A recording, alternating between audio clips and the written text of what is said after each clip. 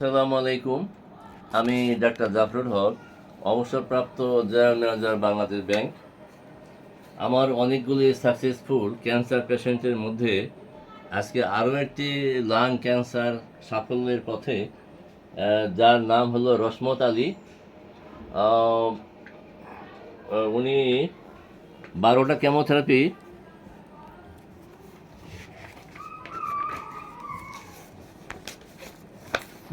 Chemotherapy নেওয়ার পরে উনি শয্যাশায়ী হয়ে গেছিলেন। উনি খাইতে পারতেন না, চলতে পারতেন না, ওনার গায়ে জ্বর আসতো।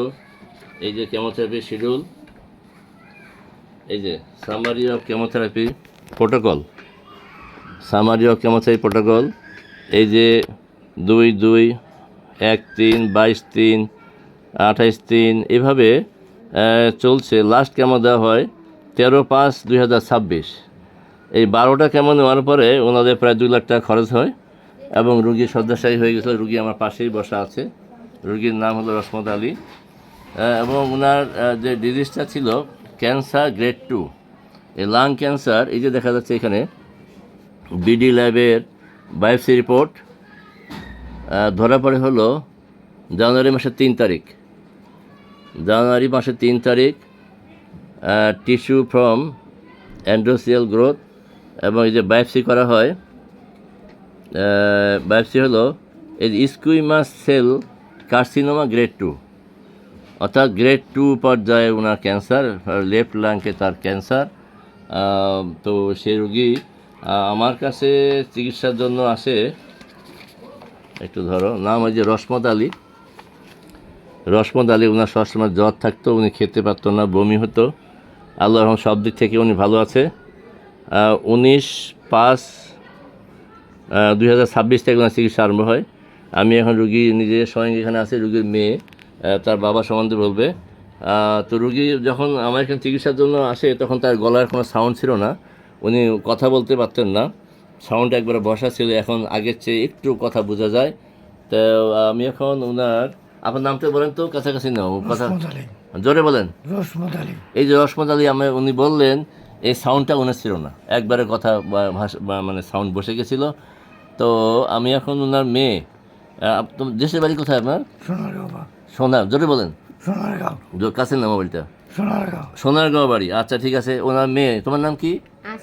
আসমা। তুমি বলো, তোমার আব্বার প্রথমে কি সমস্যা হয়েছিল, কোথায় কোথায় গেছো বলো। আগে প্রথম গেছিলাম তো ঢাকা মেডিকেলতে ডাক্তারে বলছে এক্সরে করছি, করার পরে কইছে ক্যান্সারও ধরা খেয়েছে। ক্যান্সার পরে ধরা খাওয়ার পরে কইছে কেমো আর লেডোথেরাপি দিতে হয়েছে। তোরা লেডোথেরাপি দেওয়া পরে না কেমো দেওয়া পড়ছে, কেমো পরে 12 রাত দেওয়া পড়ছে।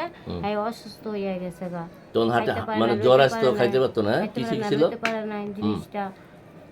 আচ্ছা, এখন আলহামদুলিল্লাহ উনি এখন ভালো আছে। ওনার সাউন্ড আপনার শুনলেন। তো তার কি বলে, এখন উনি ওনার গলার সাউন্ড শুনতে পাচ্ছে। উনি আজকে রুটি কটা খাইছেন? 3টা রুটি খেয়েছে। ধরে বলেন। 3টা রুটি খেয়েছে। আগে খাইতেই পারতো না, আলহামদুলিল্লাহ আজকে সকালে উনি 3টা রুটি খাইছে। আল্লাহর কাছে কোটি কোটি শুকরিয়া। উনি খালি বমি হইতো, খাইতে পারতো না, ধরে রাখতে পারতো না, যা খাইতো বমি হইতো, জ্বর আসতো, সব দিক দিয়ে ভালো। আজকের এই ভিডিও করার উদ্দেশ্য হলো যে ক্যান্সার হইলে কেমোথেরাপি দিলে, যে কেমোথেরাপি দিতেই হবে, হোমিওতে আর কাজ হবে না, এই ধারণায়, ভুল ধারণা ভাঙানোর জন্য আজকের এই ভিডিও। আমার এখানে অনেকগুলি সাকসেসফুল ক্যান্সার পেশেন্ট আছে। আমার একটা ইউটিউব চ্যানেল আছে, যার নাম হলো ডাক্তার জাফরুল হক নামে একটা ইউটিউব চ্যানেল আছে, যেখানে 175টা ভিডিও আছে। 175টা ভিডিওর মধ্যে একসঙ্গে 3টা বা 4টা ভিডিও আছে 137 নম্বরে, এটা ক্যান্সারের উপরে। 146 নম্বর হলো 46 এবং 47 নম্বর আমার যে ভিডিও ইউটিউব চ্যানেল আছে, সেখানে যে ভিডিও আছে সেখানে হলো কিডনির উপরে, অর্থাৎ 21টা ডায়ালিসিস নেওয়ার পরে রোগীর কিডনির পয়েন্ট ছিল 9.40, সেই রুগী 1.2। আলহামদুলিল্লাহ সেই রুগী ভালো আছে। এরপর আরও অন্য রুগী আছে যেখানে যার কিডনির পয়েন্ট 6 ছিল, কিডনির পয়েন্ট 3 ছিল, সেগুলো নর্মাল হয়ে গেছে, ভালো হয়ে গেছে। এরপরে জ্বরের টিউমার, বাচ্চা না হওয়া, জ্বরের টিউমার, জ্বরের সিস্ট। 131 নম্বর ভিডিওর মধ্যে আছে যে যাদের বাচ্চা হচ্ছে না জ্বরের টিউমারের কারণে, যাদের বাচ্চা হচ্ছে না সিস্টের কারণে, যাদের বাচ্চা হচ্ছে না কোনো কারণ নাই, বাচ্চা হচ্ছে না, ওই 7 মাস হইলে 8 মাস হইলে অ্যাবর্শন হয়ে যায়, অথবা কোনো অ্যাবর্শন নাই, কনসিভও হয় না, এরকম বেশ কয়েকটা ভিডিও 131 নম্বর ভিডিওতে আছে। যাদের প্রয়োজন মনে করবেন তারা 131 নম্বর ভিডিওতে গেলে বন্ধাত্বের উপরে আপনারা পাবেন। এবং শুধু নট অনলি ফিমেল বন্ধাত্ব, মেল বন্ধাত্বের উপর আমার সফলতা একটা কেস আছে, সেই নাম্বারটা আমি ভুলে গেছি, গত নম্বর ভিডিওতে আছে। এরপরে হলো ব্রেন সিস্টের একটা ভিডিও আছে, যেটা হলো 121 নম্বর ভিডিও। রোগীর নাম হলো রেহানা, রোগীর বাড়ি হলো বানুরিপাড়া, বরিশাল বানুরিপাড়া, যার শুধু অনার্গল বমি হইতো এবং মাথা ব্যথা ছিল, যাকে বরিশাল মেডিকেলে ভর্তি করা হয়। ওখানে তারা ইঞ্জেকশন দিয়ে বমি বন্ধ করতে পারে নাই।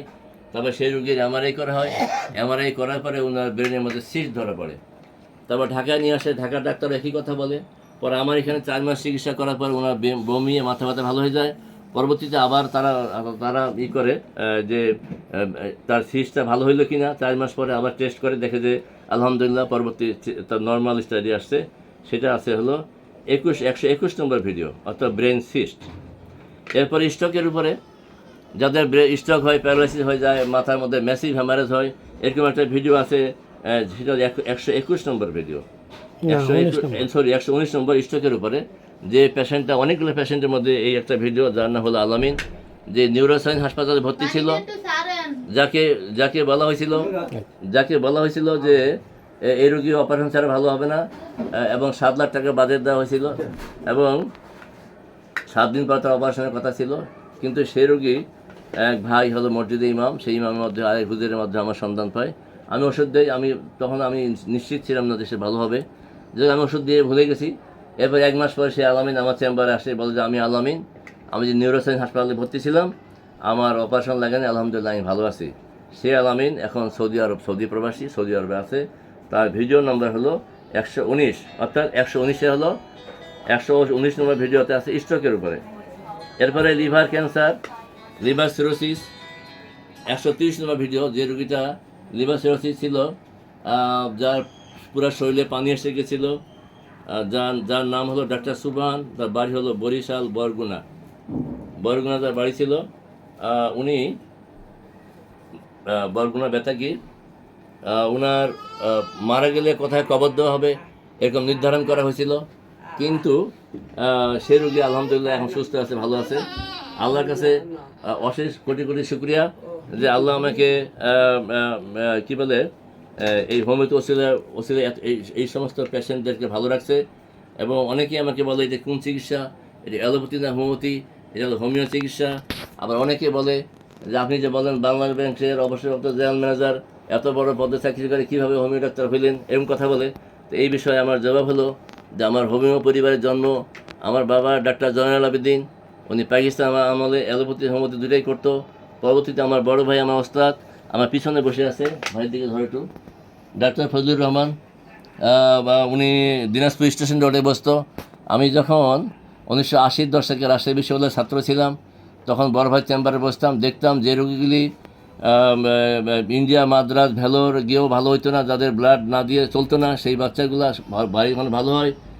এবং অনেক ক্রিটিক্যাল পেশেন্ট তার এখানে ভালোভাবে দেখে আমি হোমিওপ্যাথির প্রতি অনুপ্রাণিত হই। এবং আমি যখন রাজশাহী বিশ্ববিদ্যালয়ের ছাত্র ছিলাম 1980-র দশকে, 80 থেকে 87 পর্যন্ত, তো আমার একটা প্রাইমারি বক্স ছিল, নিজে খাইতাম, আশেপাশে বন্ধুবান্ধব রুমমেটদের দিছি।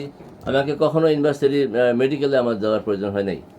এবং পরবর্তীতে আমি 1991 সালে DSMS কমপ্লিট করি, এবং আমি 1989 সালে বাংলাদেশ ব্যাংকে জয়েন করি। বাংলাদেশ ব্যাংকে জয়েন করার পর অনেকেই যখন জানতে পারে যে আমি হোমিওর সঙ্গে জড়িত, কারো কোনো সমস্যা হলে আমি ওষুধ দিয়েছি, যাদের বাচ্চা হইতো না বাচ্চা হয়েছে, যাদের অনেক কঠিন সমস্যা ছিল আল্লাহ মাফ করেছে।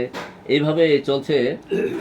সেই 1989 সাল থেকে 2022 সালের 1 এপ্রিলে আমি অবসরে যাই।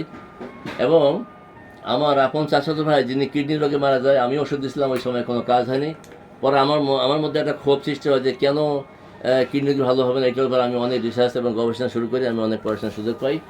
পরবর্তীতে বর্তমানে আপনারা আমি যে বললাম যে 146 নম্বর ভিডিও, 147 নম্বর ভিডিও, যে কিডনি রোগী তারা এখন কেমন আনিয়ে এখন ভালো আছে, সুস্থ আছে, এবং অনেক রোগী 6 থেকে নর্মাল হয়েছে। তো আল্লাহর কাছে কোটি কোটি শুকরিয়া। আমি আমার ওস্তাদ ডাক্তার ফজলুর রহমান, তার তার সুস্বাস্থ্য কামনা করছি, তার নেক হায়াত দান করুক। আমার জন্য সুস্বাস্থ্য কামনা করি, সমস্ত অসহায় মানুষের সুস্থতা কামনা করে আমি এখানে শেষ করছি। আসসালামু আলাইকুম ওয়া রাহমাতুল্লাহি ওয়া বারাকাতুহু। তো অনেকে আমার বলে যে আপনার চেম্বার কোথায়, যদিও লেখা থাকে তারপর জিজ্ঞাসা করে, সেই হিসাবে বলছি যে আমার চেম্বার হলো উত্তর যাত্রাবাড়ি 4 নম্বর গেট, যাত্রাবাড়ি, ঢাকা, মক্কি মসজিদ, মসজিদের পিছনে আমার নিজের বাড়ি, বাড়ির দোতলা চেম্বার। ধন্যবাদ।